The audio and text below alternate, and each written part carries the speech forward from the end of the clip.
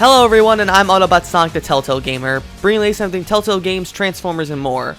For today's review, we are going to be looking at Transformers Cyberverse Season 1, Episode 15, King of the Dinosaurs. Now, after the past, I want to say, 5 episodes or so that have kind of lackluster, I must say, I'm proud to say that this episode, we're finally in, back to, at least decent quality episodes. This episode was for the most part, really good.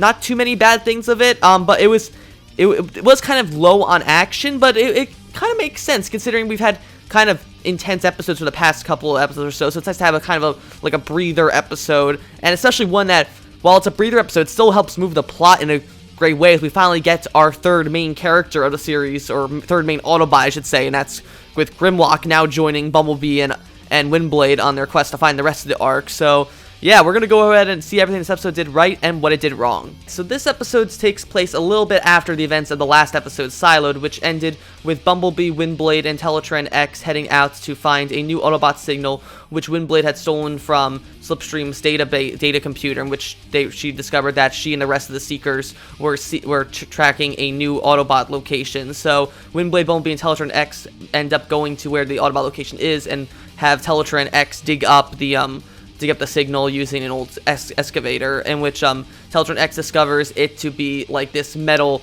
T-Rex, who obviously we know as the audience is Grimlock. So when Teletraan-X explains to them that it's a dinosaur, specifically a T-Rex, which he refers to as the King of Dinosaurs, this causes Windblade and Bumblebee to remember what McAdam told them all the way back in episode 10 McAdams, that they would need to find the King of Dinosaurs. So when they have Teletraan-X analyze the dinosaur to find out who he is, they realize that it's Grimlock. But when they try to get him to wake up, Teletraan-X explains that he had been asleep for so long he's practically dead, but with the exception of having 1% of his energon reserves in his tank. So when Windblade and Bumblebee are confused to how Grimlock was buried alive and not on the Ark in a stasis pod, Teletraan-X explains that he knows through being a copy of Teletran-1, which is the computer of the Ark, that Grimlock had apparently fallen off the Ark and onto Earth in the Jurassic period when he was trying to save Bumblebee. So it's at this point where we see a flashback start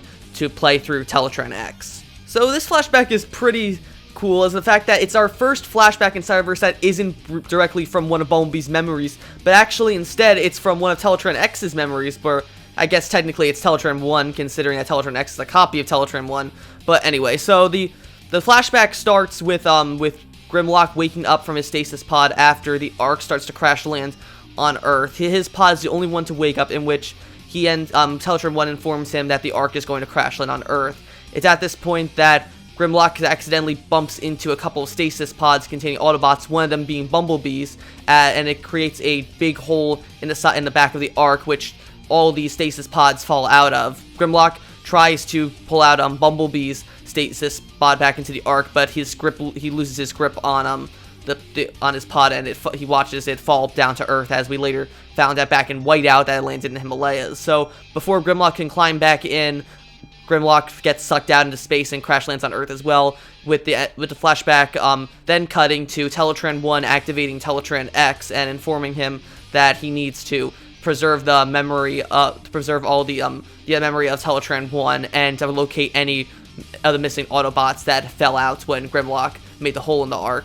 So at that point, the flashback ends, and they're trying to Bumblebee and Windblade are trying to understand why Grimlock turned himself into a dinosaur, in which Teletraan-X explains that at the time when Grimlock lands on Earth, dinosaurs were the dominant species on Earth before a giant asteroid killed them all. So it's at this point that while they're digging up Grimlock, Windblade and Bumblebee find a weird metal crown looking thing to kind of disregard for now, until Windblade decides that in order to revive Grimlock, she and Bumblebee should use a nearby city's entire power grid to try and revive him. And it ends up working, but Grimlock who totally has no idea where he is, and in this brand new world, essentially freaks out and starts to go on a rampage in the city. So Bumblebee, Windblade, and Teletraan-X head out into the city to try and stop him, but they're only able to thanks to Teletraan-X, who manages to play a lullaby of sorts for Grimlock that catches his attention, and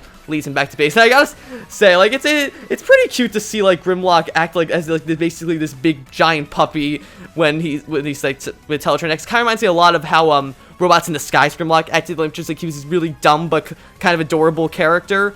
Anyway, once they get, Grimlock back, and Grimlock starts calling out for asking where his friends are, so Bumblebee and Windblade think at first that Grimlock is referring to them and the rest of the Autobots because they believe he might have suffered some similar memory losses similar to Bumblebee when Windblade first met up with him.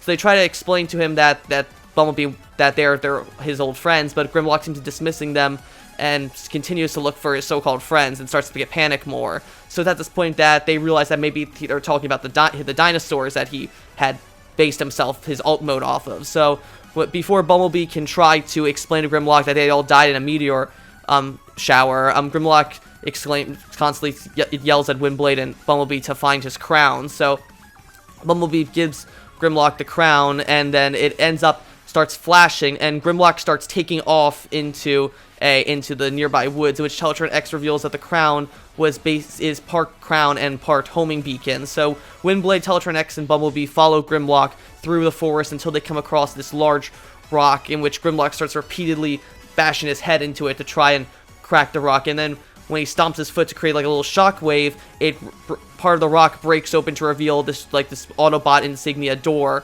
Grimlock opens it, which Bumblebee, Windblade, and Teletraan-X follow inside to find that Grimlock has made a big cave sort of headquarters place thing that heavily resembles the Ark's bridge. I thought at first this was the Ark, heavily like rusted and all that after millions of years being stuck underground, but no, it's just a copy or a replica of the Ark's bridge that Grimlock made. So it's at this point that Bumblebee explains to Grimlock that the rest of the dinosaurs had died, and that Grimlock was using the base to try and find where any of the other dinosaurs are. So Grimlock gets kind of sad for a bit and looks over a video of him back in his root mode, seemingly making a message with a bunch of other dinosaurs saying that he is going to lead them into and keep them safe when the asteroid comes. But after this, Grimlock ends up transforming back and regains his intelligence and recognizes Bumblebee and Windblade and basically shows them around to his new headquarters, which is going to be, I assume, the new base of operations now that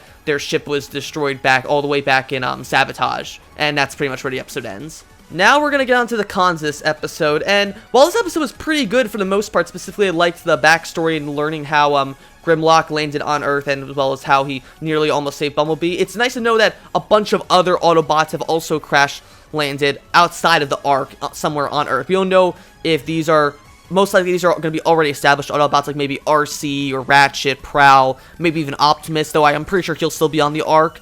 Because I feel like if Optimus was going to be one of the missing Autobots that fell out of the Ark, they would have made a point to show that, oh look, Optimus is one of the ones. So anyway, I digress though. So the other cons, really, as much as I like this episode, because I got kind of boring at part, specifically the whole chasing Grimlock sequence through the city. Like that kind of stuff doesn't really appeal to me. Or I get this is for kids, but I don't know, just like the whole thing with Teletraan-X guiding Grimlock back to Lobot. Yeah, it was funny and kind of cute, but at the same time, it's kind of like, okay, yeah, we get it, but I guess this is just like, again, I'm not the target audience for Cyberverse. This is targeted towards children like ages 12 to like 7, so I'm a little biased in me being almost 21 years old reviewing a children's cartoon, but whatever. So along with that, Teletraan-X continues to be annoying, yet not nearly as much as he was in the previous episodes. The only real time Teletraan-X was annoying this episode is during his flashback, which explains how Grimlock lands on Earth, in which it's the part where Teletran-1 activates Teletraan-X, and he's so annoying, and I really, like, I'm glad that they're toning down Teletraan-X's character as well, but if you can just, like, keep going and slowly, like, erase Teletraan-X's, like, annoying personality, like, he was good for the majority of this episode, except for that flashback. So, hopefully, with the last, 3 episodes of this season, they fix him up, and other than that. But other than that, though, this episode was much better than the past few episodes. And so, that was my review of Transformers Cyberverse Season 1, Episode 15, King of the Dinosaurs. If I had to rate this episode, I would give it an 8 out of 10, Definitely a lot better than the previous handful of episodes that we've gotten since, like, the Windblade, the captured Windblade arc, as I'm gonna unofficially call it.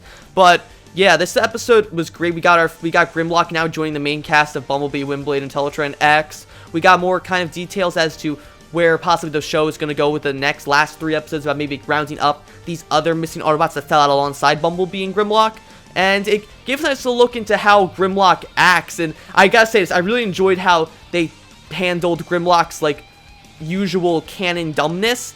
As in, like, the G1 cartoon, G1 Grimlock was a total idiot. Now in Cyberverse, they explain as though while Grimlock is really smart and polite outside of when he's in his root mode, in his old mode, they say Teletraan-X explains to Bumblebee and Grimlock the reason why he's so dumb is because that in order to power himself up more, Grimlock diverted most of his processor energy to, like, more motor functions. I think that's really cool to show, like, a little dissonance between Grimlock in his Dino mode and Grimlock in his base mode. That Grimlock in base mode is like this kind of, like, more polite intelligence, but not quite as strong. Autobot, when he goes, like, and then the Dinobot form is kind of like his rage mode almost, where he becomes a lot dumber but a lot stronger as well. And I really thought that was cool. So that's gonna be it for this review. I'll be back next week with episode 16, the Extinction Event. If you like this review, be sure to like, comment, subscribe, and I will see you guys later.